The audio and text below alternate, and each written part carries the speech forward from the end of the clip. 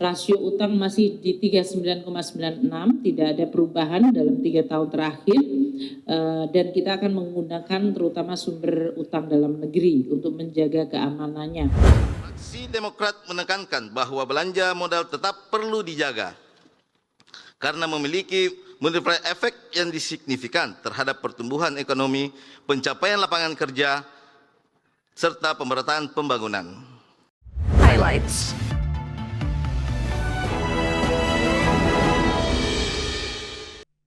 Kita ke informasi pertama, pemirsa. Pemerintah bakal menarik utang baru senilai 781,9 triliun rupiah di tahun depan. Pemerintah memastikan penarikan utang akan dilakukan dengan kehati-hatian dan lebih memprioritaskan penarikan utang dari dalam negeri.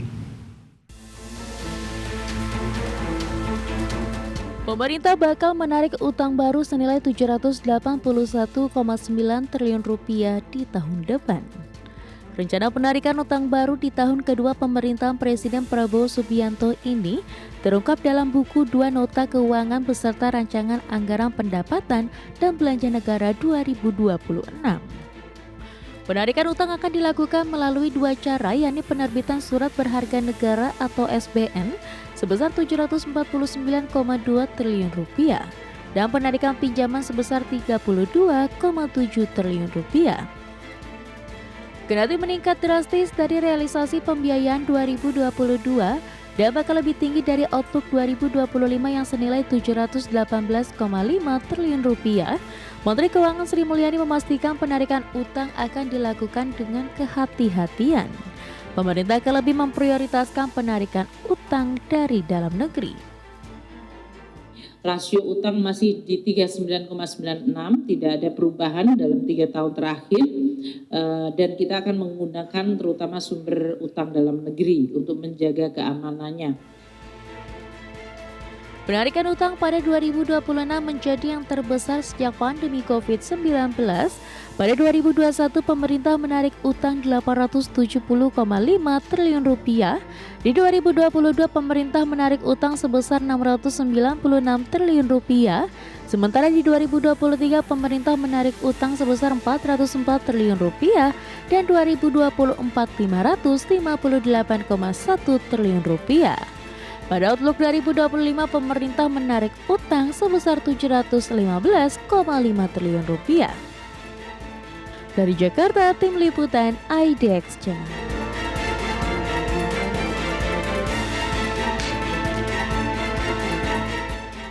Merespon rencana pemerintah yang akan menarik utang sebesar 781,9 triliun rupiah dalam RAPBN 2026, fraksi Partai Demokrat mendorong pemerintah melakukan diversifikasi pembiayaan di tengah belanja utang yang meningkat pada 2026.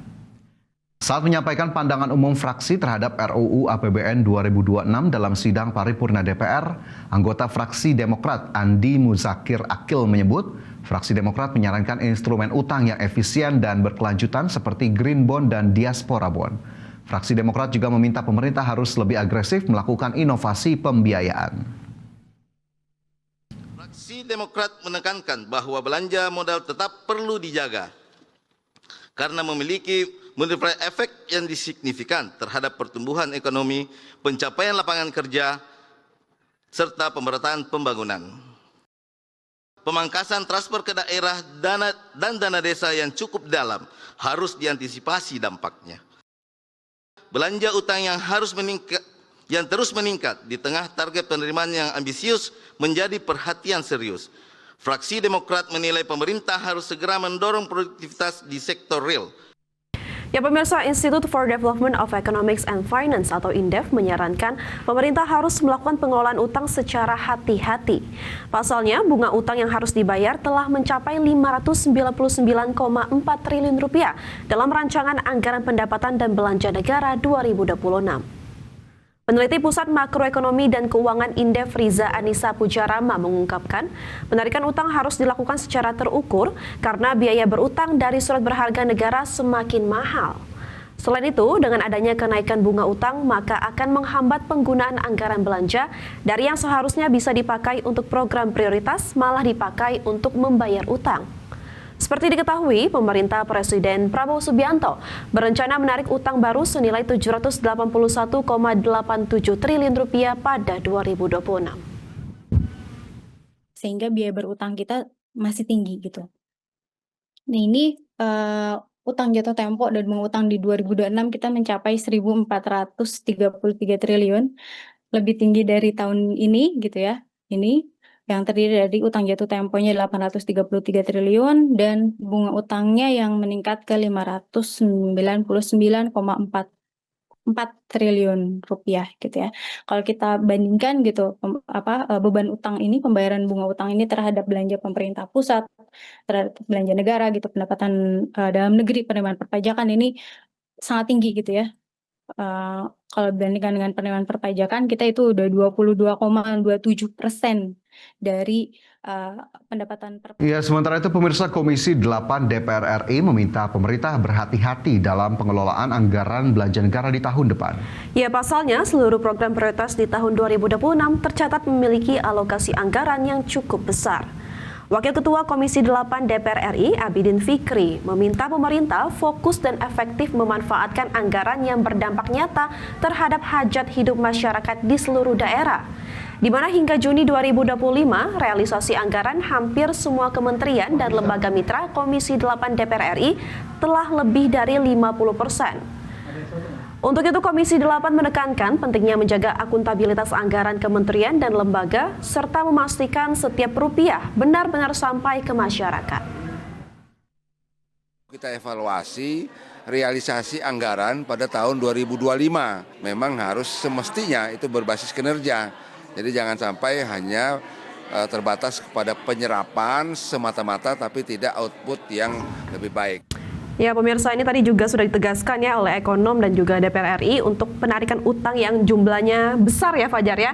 Itu harus menekankan prinsip kehati-hatian karena seperti diketahui juga utang Indonesia sudah banyak dan tahun depan untuk bunga utang saja sudah hampir 600 triliun ya. Itu angka yang sangat besar, maka dari itu memang untuk alokasinya juga harus hati-hati dan juga efektif dan juga berkelanjutan ya.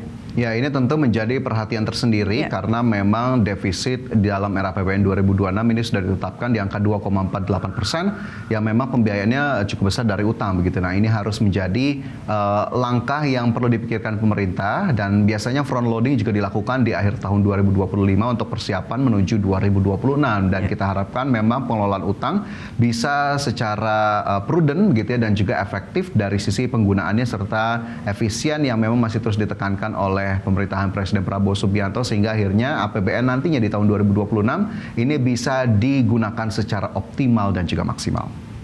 Ya, baik pemirsa, kita beralih ke informasi lainnya. Pemerintah mengalokasikan anggaran 57,7 triliun rupiah untuk mendukung program 3 juta rumah dalam RAPBN 2026. Ya, informasi selengkapnya pemirsa kami hadirkan untuk Anda. Sesaat lagi tetaplah bersama kami.